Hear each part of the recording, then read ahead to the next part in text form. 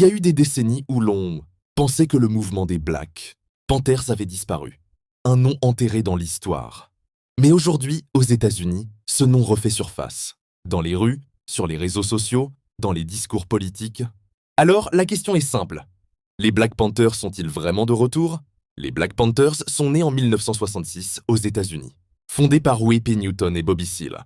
Leur objectif était clair: se battre pour les droits des Afro-Américains face aux violences policières, au racisme systémique et aux inégalités sociales. Contrairement à ce que beaucoup pensent, ils ne se résumaient pas aux armes. Ils organisèrent des repas gratuits pour les enfants, des soins médicaux, de l'éducation politique. Mais le gouvernement américain les considérait comme une menace. Il y a donc eu beaucoup de brutalité policière, d'arrestations et de divisions.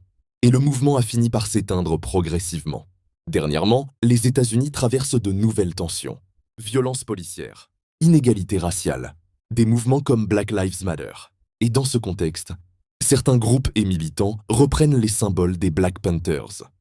Le béret noir, le discours radical, l'idée de l'autodéfense, la fierté de l'identité noire. Certains affirment rester fidèles à l'héritage des Black Panthers. D'autres utilisent simplement ces symboles sans créer de mouvement officiel.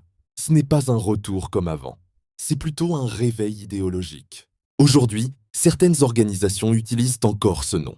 Mais attention, elles sont très différentes du mouvement original.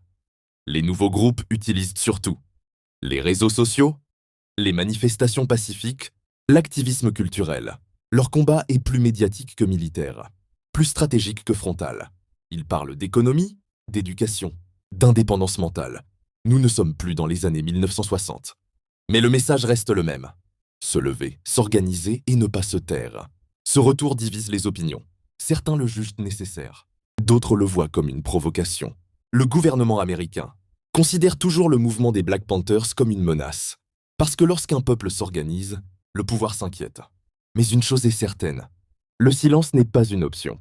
Le nom Black Panther devient un symbole, pas seulement de combat, mais aussi d'éveil des consciences. Les Black Panthers ne reviendront probablement pas comme avant, mais leur esprit n'est pas mort. Chaque fois qu'il y a de l'injustice, il y aura des voix pour s'y opposer. Et aujourd'hui, plus que jamais, l'histoire se répète, d'une autre manière.